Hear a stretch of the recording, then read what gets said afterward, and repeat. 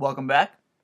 You should have two tracks, and they should be looped at least one time. Now, I'm going to get into one of the biggest features of GarageBand, which is really, really useful and really, really awesome, especially for people who don't know music as much as somebody who plays an instrument or has a lot of experience making their own music. This is especially if you're a total noob and you don't know how to make your own music, and I taught you all sorts of stuff that you never saw before.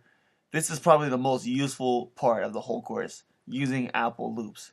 Like I said in the beginning, I didn't want to just go straight to Apple Loops because I wanted you to learn how to make your own music from scratch.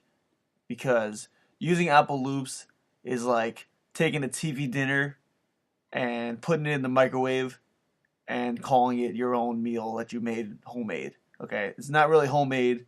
It's nice, it's convenient, but it's not necessarily homemade. If I had a cooking class, my first video wouldn't be how to microwave TV dinner, right? Maybe at the end you mention it, but you don't really want to make it based, you know, on the full foundation of the course. You don't want it to be based on something that's so easy and so simple. You want it to be something that's, mentioned because it's important, but not the whole focus of the course. With that being said, Apple Loops are awesome, and let's get started using them.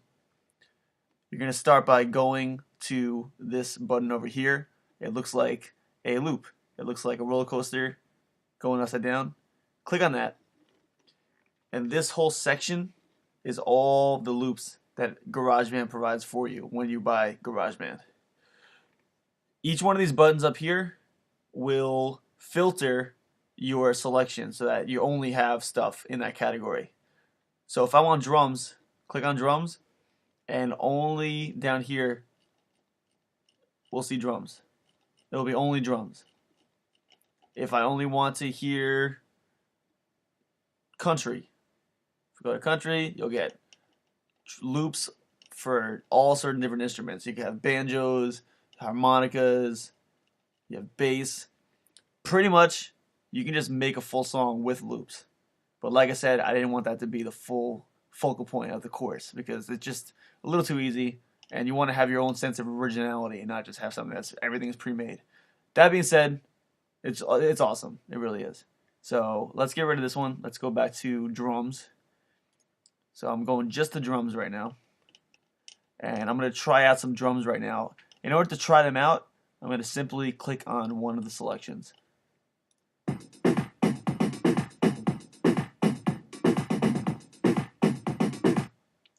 In order to stop the track, you just simply click it. We're only just sampling it right now. We're not actually putting it into our song.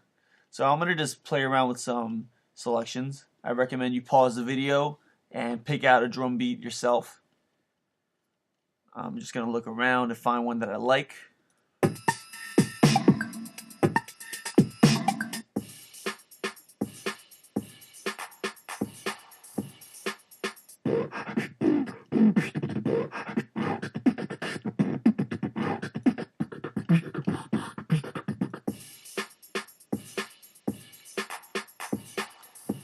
I think this will work with my song, so I'm going to try to use this one.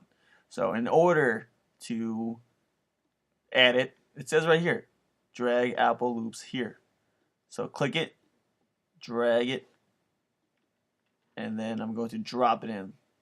Drop it to the beginning of the song, and then let go.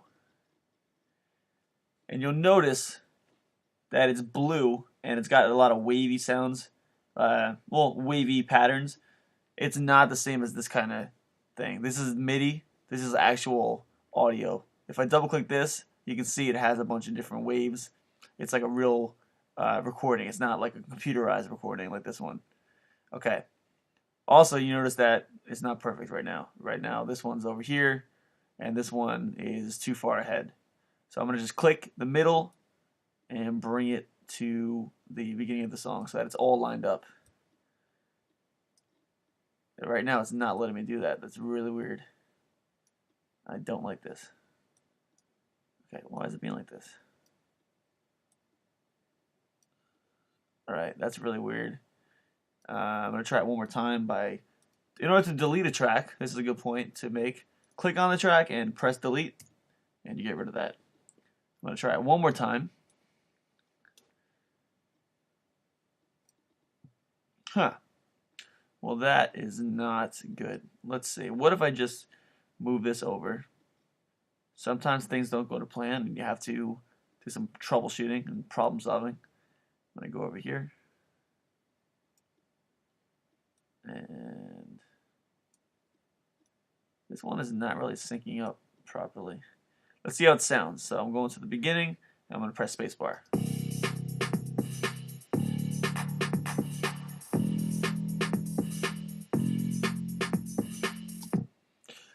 So obviously, there's a lot of new elements to our song, having the Apple loops. I would recommend using the loops sparingly. You don't want to make it just 100% loops, but at the same time, it's your music, it's your choice.